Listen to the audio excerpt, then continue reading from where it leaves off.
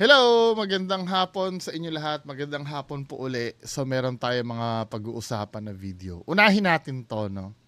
Kilala nyo to si ma'am. Pakita ko sa inyo.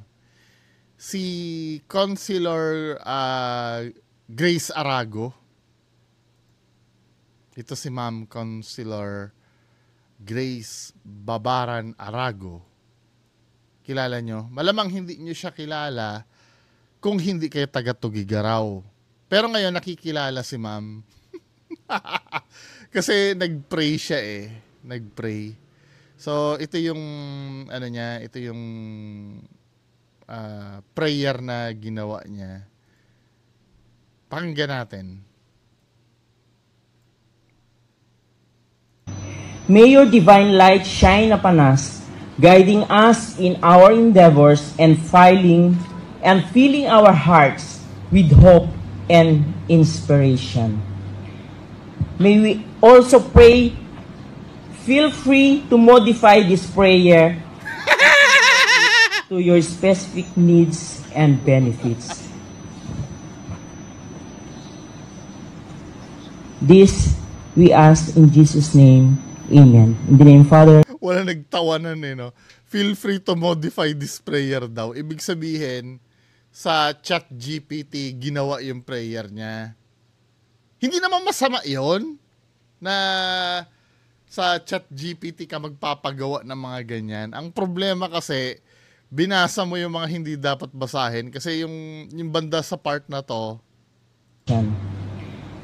May we also pray, feel free to modify this prayer or tailor it to your specific needs and benefits. Feel free to modify this prayer. Kasi ano yun eh, parang sinasabihan ka ng ChatGPT na ikaw libre kang i-modify mo to para mag-fit do sa specific na gusto mong sabihin. Sa akin naman kasi tayo mga Pinoy, alam nyo mga kababayan, feeling ko ito theory ko lang ha, pinagawa niya itong prayer sa iba eh. Then, yung pinagpagawa niya, yung inutusan niyang gumawa ng prayer, sa ChatGPT umutos. Kasi kung siya yung magpapagawa sa ChatGPT ng prayer na yan, alam niya yan eh, na yung sa feel free to modify this prayer, hindi niya babasahin yun. Di ba? Ang sa akin lang naman, actually, yung kaya niya namang gumawa ng prayer in Tagalog. Sa totoo lang, no, kung ikaw ay may malasakit sa, sa nasasakupan mo, di ba, konsehal siya. Kung nasa puso mo yun, yung pagdadasal nun, spontaneous eh. Di ba? Ang problema kasi dito, gusto niya kasi English. Hindi ko naintindihan, bawal bang magdasal ng Tagalog sa loob ng konseho? Parang hindi naman. Hindi sana tinagalog, finrestyle mo na lang yung dasal. Yung speech na iintindihan ko pa eh kung nagpagawa ka nun eh. Sometimes kasi kahit mga malalaking tao, kailangan talaga na maganda yung speech mo. Kasi may technique doon para kunin mo yung attention ng mga makikinig at maibigay mo yung message mo na maganda. May mga gumagawa talaga nun.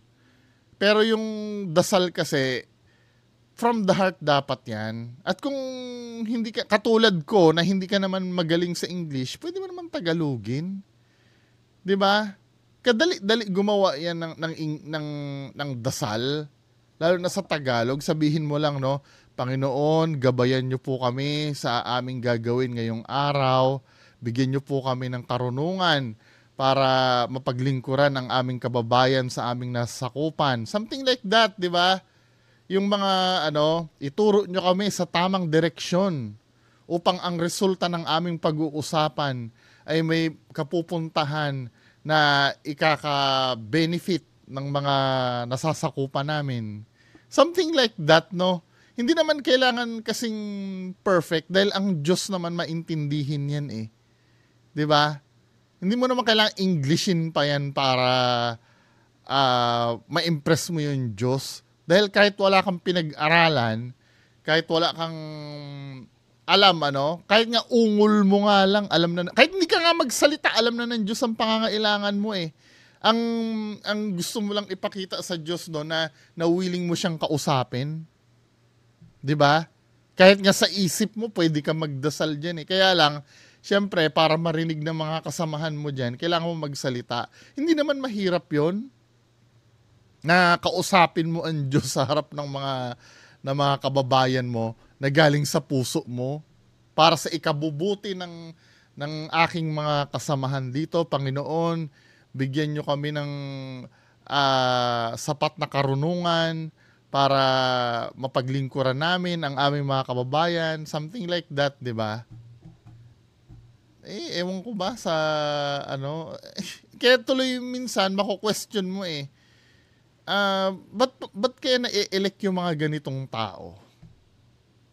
Kasi dito, sa totoo lang, yung lutang moments na to, lahat tayo meron yan eh. Kahit ako, nangyayari sa akin yan eh. Yung mga lutang moments na yan. Lalo na pagka sobrang busy. Yung ang dami kong iniisip, no? Sometimes sa trabaho, ganyan din ako eh. Na sa dami kong iniisip, kasi may deadline sa ganito, may deadline sa ganyan. Lumulutang din ako. Pero yung mga simpleng ganito na yung pagdadasal, I don't think na may excuse yan na maging lutang ka sa ganyan. Lalo na kung ikaw ay may pwesto sa inyong lugar. 'Di ba? Ako naranasan ko rin na lutang. Halimbawa, tinatanong ako ng boss ko. At the same time, may concern sa selling area. Minsan na ija-jumble ko nga eh. Yung pagka ko doon sa telephone, ma'am, yung warranty nyo hindi po pala covered. Biglang sasabihin sa akin ng kausap ko, anong pinagsasabi mo? Tinatanong ko yung update sa sales mo. Ay, si boss pala ito. Akala ko yung isang customer na nakausap ko, di ba? Nangyayari sa atin lahat yan. Pero ito, ewan ko kung bakit nangyari kay ma'am to, no? Number one, siguro hindi dahil wala sa puso niya yung pagdadasal niya or talagang may ibang iniisip pa si ma'am na hindi ko alam kung ano yun. Pero sana yung mga ganyang bagay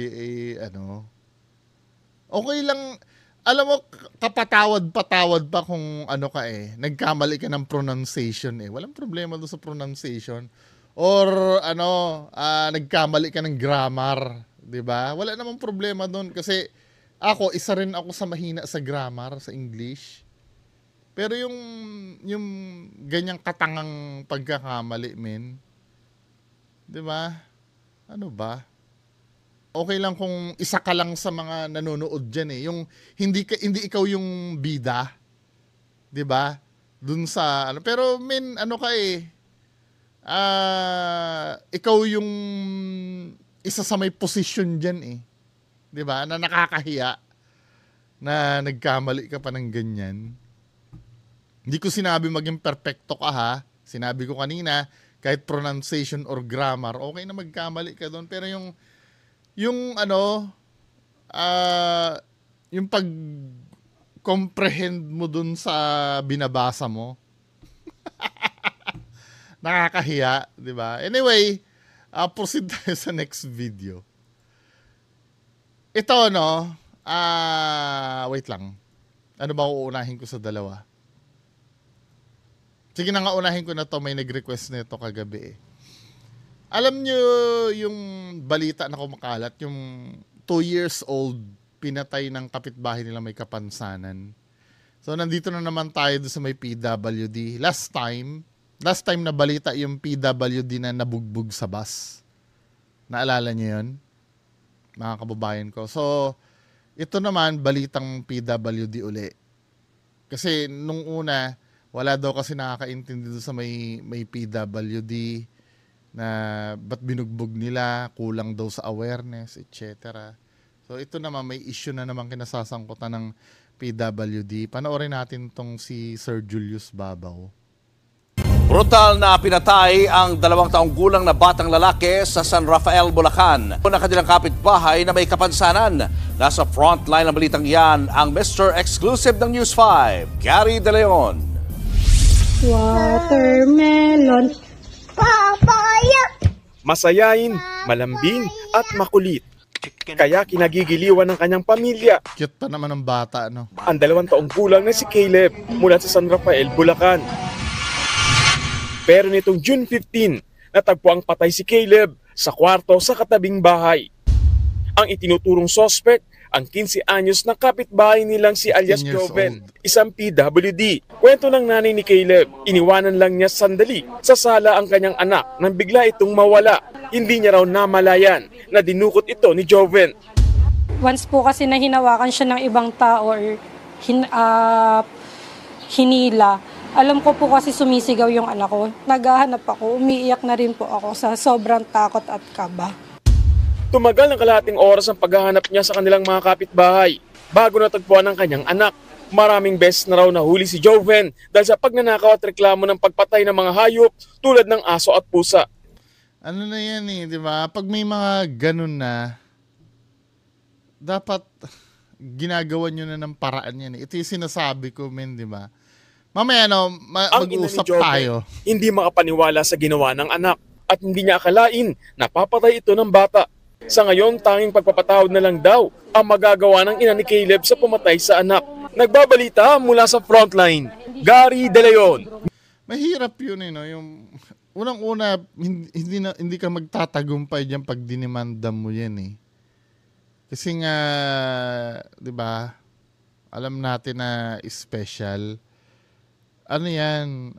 Absuelto 'yan. Ito yung sinasabi ko, 2 ang may kasalanan dito. Unang-una, yung nanay, pag mga 2 years old na ganun talaga, dapat hindi iniiwan yun. Pero sometimes, no, sa province or ano, iniiwan talaga yan yung mga bata na yan. 'Di ba? Lalo na kung marunong nang maglakad-lakad or ano. Pero sana hindi kasi 2 years old eh.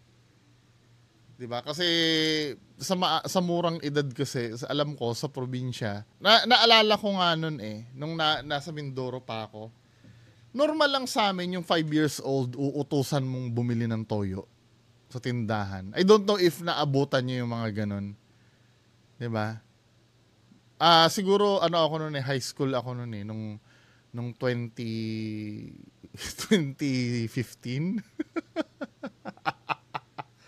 I don't know if naabutan niyo yon yung mga 5 years old inuutusan bumili ng suka, ng toyo sa tindahan. Sa Valenzuela nga, nung college ako, alam mo, 3 years old. Kasi ang ginagawa ko, para may barya-barya ako doon, nagbebenta ako ng yelo eh. Nagbebenta ako ng yelo doon sa apartment. Pang-load ko lang yon para meron akong pang-load sa cellphone, sa ano. Naalala ko, mga bumibili sa akin, mga inuutusan, mga 3 years old. Talagang ano na, ngayon, alam mo, no, parang kasalanan mo nang maiwan yung ganyang kababata na bata. Kasalanan mo na silang maiwan. Well, ayoko naman makipag-agree dun sa nagsasabi kasi ayon dito sa mga comment, ayon dito sa mga nagko-comment, sinisisi nila yung nanay bakit iniwan yung bata. Pwede naman kasi dapat talaga 2 years old iniingatan mo yan eh. Pero yung pagkukulang na yun ay sa akin, pwede namang mangyari yun na iwan-iwanan mo pero saglit lang, 'di ba? Let's say bibili ka lang sa tindahan or ano. Ano ba yung dahilan ni ate kung bakit niya iniwan? Baka naman nakipagchismisan ka. Kwento ng nanay ni Caleb, iniwanan lang niya sandali sa sala ang kanyang anak nang bigla itong mawala. Yung sandali na sinasabi ka na yun, gaano katagal yung sandali na yun? Huwag naman kasi yung pag-iwan mo nakipagchismisan ka pa kung saan-saan. Kasi kung sandali lang yun, mababantayan mo pa rin yun eh. Ngayon, ang point ko, doon naman tayo sa may PWD. Ito yung sinasabi ko. ano yan, forever na lang bang iintindihin yung mga may PWD na yan? Kung sa totoo lang, responsibilidad din ng mga kamag-anak yan eh. Hindi ako nagdi-discriminate. Ako po, lalo na yung may mga autism, naggumawa din ako ng awareness campaign yan dati, kung naaalala nyo yun, sila Sir GC, di ba? Nagbenta ako ng t-shirt yan eh, para sa autism eh. At yung proceeds nun, binigay dun sa nanay ng dati kong kaibigan. Dati kong kaibigan, nagkaroon siya ng anak. Ano yan eh, college yun eh. Kaklase ko siya nung college. Ngayon, nagkita kami, di ba? Nakita ko na may anak na siya na autistic. So, gumawa ako ng paraan para makapag-grace ng pang-therapy ng bata. Noon pa yon, 2022 pa yata yun. Alam ko naman yung mga yan, kaya lang, di ba, ang may primary obligation kasi sa isang bata or sa isang tao na may PWD sa yung pamilya niya. 'Di ba? Yung community kasi support na lang 'yun eh. Hindi naman sila ang may pangunahing may responsibilidad diyan sa anak mo. Oo, naiintindihan namin na PWD yung yung anak mo. 'Di ba? Kaya naiintindihan namin yung kung naririnig naming sumisigaw, kung napapabalitaan naming napapaaway or yung pagiging aware namin, may intindihan namin yon. Hindi namin siya pagtatawanan, 'di ba? At kung may maitutulong kami sa abot ng aming makakaya na siya ay unawain or intindihin sa mga maliliit na bagay, gagawin namin sa aming makakaya. Pero yung majority ng responsibility niyan ay sa pamilya. 'Di ba? Hindi sa lahat ng oras ay may intindihan 'yan. Hindi naman lahat ng tao ay kaparehas naming mauunawaan yung kalagayan ng anak nyo. 'Di ba? Hindi naman sa lahat ng oras intindihin na lang natin. Awareness kasi nga PWD, hindi sa lahat ng oras ganoon eh. O yan, dumating na yung point na nakapatay. 'Di ba? Hindi biro ang mawala ng anak. Ikaw ba, kung ikaw yung nanay, papasok na rin ba na dapat intindihin ko na lang to dahil PWD to? Hindi, masakit 'yan. Baka kung sa iba mo magawa 'yan, baka tinadtad na ng bala yung PWD na 'yan, kahit PWD pa 'yan, 'di ba? Sometimes kasi walang pakialam din yung namimihasa kasi minsan pag naiintindihan naman nila 'yan kasi PWD, 'di ba? Yung mga iintindihan hanggang pang-unawa na lang 'yon. At katulad do sinabi ko, kung kakayanin naman na matulungan ay tutulungan, pero hindi sa lahat ng oras ay may intindihan yung anak mo or yung kung sino man yan. 'Di ba? Tapos dito ako nabahala nung pinakinggan ko Pakinggan natin Hindi niya raw na sa kanilang mga kapitbahay bago natagpuan ng kanyang anak.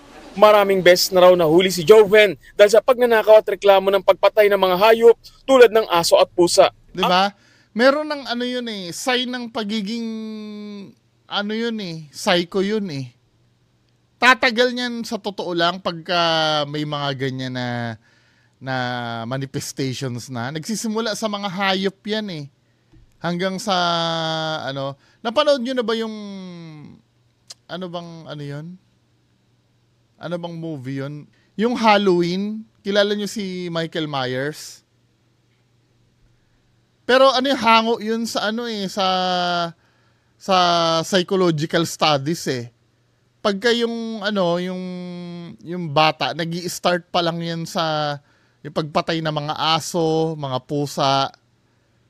Na yun signs and symptoms na yun na talagang magiging serial killer yun 'Di ba? Si Michael Myers, 'di ba? PWD din sa pati yung sa Texas Chainsaw Massacre. Si Thomas Hewitt, 'di ba? Yun So, paano yun? Palalakihin nyo yung anak nyo na gano'n? Nauunawain na lang? Every time na lang na nakakagawa ng gano'n, tinan mo nangyari. Pa-upgrade ng pa-upgrade yung pinapatay. Una muna, mga asot pusa, unawain natin, awareness, unawa. Tapos, ngayon, bata na, uunawain nyo pa rin. Gawan nyo na ng Hindi ko sinabing hulihin nyo dahil, syempre, di ba, alam mo, may kapansanan. Gawan nyo na ng paraan yan. Idala nyo na sa mental institution. Or, yung dapat yung magawa. Hindi yung hahayaan nyo na hahayaan ng ganyan na papaunawa nyo na lang. Hindi maganda. Diba? Alam ko na hindi nyo rin naman kagustuhan na maging ganyan yung kapamilya nyo. Kaya lang, wala binigay sa inyo yan eh. Diba? Kayanin na lang natin. May reason kung bakit binigay sa inyo yung ganyan. Actually, feeling ko sa upbringing din yan eh. Kasi merong may PW, hindi naman ganyan ka eh. Kasi pinagbubuhusan ng pagmamahal yan, yung mga ganyan. Dahil love sila, hindi na nila maiisip gumawa ng mga ganong bagay. Last issue na ating pag-uusapan. Ito. Gagawin lahat daw para sa content. Ito, nadaanan ko to eh. Jet2 Holiday. And right now, you can save £50 per person. That's £200 off for a family of 4. We've got millions of free child place holidays available with 22 kilograms of baggage included.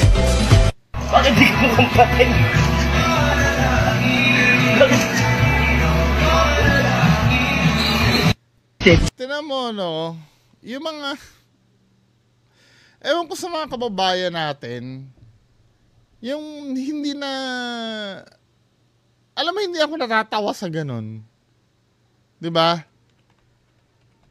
Para kasing ginagawa nilang tanga yung yung sarili nila. I mean, come on. Diba? May news niyan eh. Regarding dyan sa, panoorin natin ha. Viral. Alam nyo, yung paggawa ng content na ganyan, well, sa akin okay naman yan, kaya lang, yung freezer dapat sa inyo. Lahat ng aabalahin nyo dapat sa inyo. Magpa-prank kayo sa inyo lang. Pero yung madadama yung, yung negosyo ng iba, tinan mo ito yan eh. Ang pagpasok sa freezer at paghiga sa yelo ng convenience store ng ilang netizens. For the content lang yan, pero hinahunting sila ng store para sampahan ng reklamo. Nasa frontline ng kayo. Si Gary De Leon. Nag-iyakan na magkakaibigang ito habang ang kanilang kaibigan parang patay na nakaimlay sa chest freezer ng isang convenience store. Nakahiga siya sa ibabaw ng mga panindang yelo. For the content lang yan. Eto pa, may gumaya pa sa kanila. Humigari ng babaeng ito sa loob ng chest freezer sa parehong convenience store. Nakakadiri raw yan, sabi ng ilan. Hindi nakakatuwa dahil kinakain ng mga yelong hinihigaan. Oo, totoo. Base sa mga video, nangyari ang mga ito sa Alphamart. Nakarating na yan sa pamunuan ng convenience store. Hinahunting na nila ang mga nambalahura sa kanilang store. Yan Alphamart take this very seriously and we are already launched a thorough investigation into the matter. Magsasampa raw sila ng kaukulang reklamo sa hindi otorisadong paggamit ng kanilang mga freezer. Sa kaligtasan ng mga customer, pinalitan na nila ang lahat ng kanilang tindang yelo at nilinis ang freezer. Nagbabalita mula sa Frontline, Gary De Leon, News 5. Sometimes yung pagiging squammy, na siya eh. Hindi na siya, 'di ba, nag-originate ang pagiging squammy sa word na squatter. 'Di ba? Ang real meaning ng squatter yung tumitira ka sa lugar na hindi mo naman pag-aari. Na hindi ka naman nagrerenta. 'Di ba? Parang naki-squat ka doon. Pero nagkaroon na ng deeper meaning yan eh. Kasi kadalasan yung mga tao na nakatira kasi doon nung araw, mga balahura ang ugali. So yung nagkaroon na ng evolution yung word na squatter, na yung squammy, na ganyan ang ugali. 'Di ba? Yung parang hindi na iniisip kung ano. Alam mo yung nakahawak lang ng cellphone, natuto lang mag-internet, tapos ganyan na yung ginagawa. No? Tapos pagka nasita mo pa, sila pa yung nakakaawa, 'di ba? Kadalasan ganyan eh. Mahihirap lang kami. Pag mahihirap lang kami. Pero wala men eh, 'di ba? Ginusto nyo kasi yan eh. Now, abangan natin ano na naman ang sasabihin. Ano naman yung palusot nun? Diyos ko naman, mga kababayan ko. Sa dinami-dami na ng influencer or mga content creator na napahamak na sa kakagawa ng mga ganyang bagay, hindi pa ba kayo natututo? Ano pa rin? Ipipilit at ipipilit pa rin. Kasi alam nyo, ang hinahabol kasi doon yung maging iba ka eh. 'Di ba? Kasi pag may ibang mapapanood sa iyo, talagang papanoorin ka. Kasi ang hinahabol doon yung views, whether nagustuhan yung ginawa mo or naayawan, papanoorin ka kasi ng marami. Na hindi na nag-iisip kung ano yung gagawin. Anyway, mga kababayan ko, yan lang naman ang pag-uusapan natin ngayong hapon. Magandang hapon sa inyong lahat. Bye-bye.